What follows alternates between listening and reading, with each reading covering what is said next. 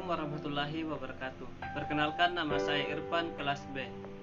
Pada kesempatan ini saya akan review artikel dari kuantitatif deskriptif.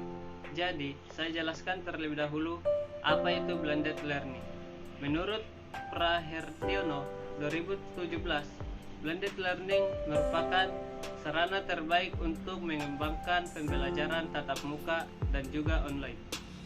Penerapan blended learning dapat meminimalisir masalah pembelajaran konvensional yang kurang mampu memfasilitasi berbagai macam karakteristik mahasiswa.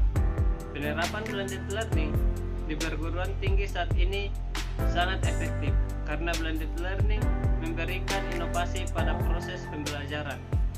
Menurut UES 2018, blended adalah model pembelajaran yang menggabungkan dengan sedemikian rupa antara strategi sinkron dan asinkron sebagai upaya untuk menciptakan pengalaman belajar seoptimal mungkin untuk mencapai hasil pembelajaran yang diharapkan, di mana blended learning memiliki tujuan untuk mengoptimalkan kegiatan pembelajaran menjadi lebih baik dan memfasilitasi karakteristik serta kemandirian belajar mahasiswa. Metode pendekatan yang digunakan dalam penelitian ini adalah kuantitatif deskriptif dengan analisis data menggunakan presentase. Subjek penelitiannya yaitu mahasiswa jurusan Teknologi Pendidikan Universitas Negeri Malang angkatan 2016 sebanyak 96 responden. Dalam analisis data, hasil ini akan dijabarkan kecenderungan kemandirian belajar mahasiswa. Pada saat penerapan blended learning yang mengacu pada 6 indikator kemandirian belajar yang dikembangkan oleh Hidayat 2007, yaitu 1. Ketidaktergantungan terhadap orang lain. 2. Memiliki kepercayaan diri. 3. Berperilaku disiplin. 4. Memiliki rasa tanggung jawab. 5. Berperilaku berdasarkan inisiatif sendiri. Dan yang keenam, melakukan kontrol diri. Dari hasil analisis pada skala kemandirian belajar menunjukkan bahwa kecenderungan kemandirian belajar pada mahasiswa yang diterapkan blended learning termasuk dalam kategori sangat positif sampai sangat negatif. Ini dapat dilihat dari hasil analisis tiap indikator variabel. Kemandirian belajar menunjukkan bahwa hampir semua responden memiliki intensitas kemandirian belajar dengan persentase skor total 72,5% dengan kategori positif. Dengan rincian tiap indikator, yaitu hasil analisis pada data dari tabel 2, persentase kemandirian belajar mahasiswa teknologi pendidikan pada indikator ketergantungan terhadap orang lain yaitu sebesar 78,19%.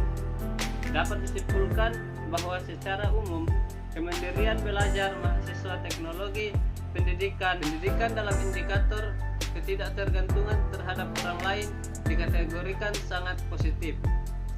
Hasil analisis data dari tabel 2, persentase kemandirian belajar mahasiswa teknologi pendidikan pada indikator memiliki kepercayaan diri yaitu sebesar 75,4%.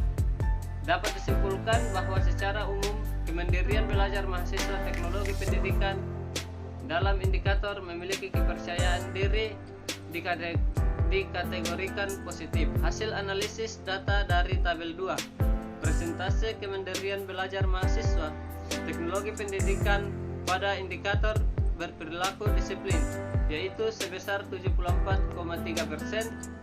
Dapat disimpulkan bahwa secara umum kemandirian belajar mahasiswa teknologi pendidikan dalam indikator berperilaku disiplin dikategorikan positif.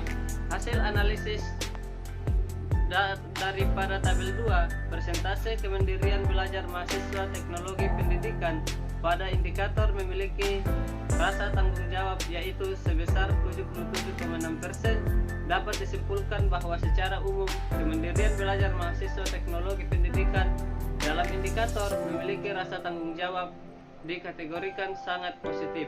Hasil analisis data dari tabel 2, persentase kemandirian belajar mahasiswa teknologi pendidikan pada indikator berperilaku berdasarkan inisiatif sendiri, yaitu sebesar 74,8%, dapat disimpulkan bahwa secara umum kemandirian belajar mahasiswa teknologi pendidikan dalam indikator berperilaku berdasarkan inisiatif sendiri dikategorikan positif. Hasil analisis data dari tabel 2, persentase kemandirian belajar mahasiswa teknologi pendidikan pada indikator melakukan kontrol diri yaitu sebesar 76,4%,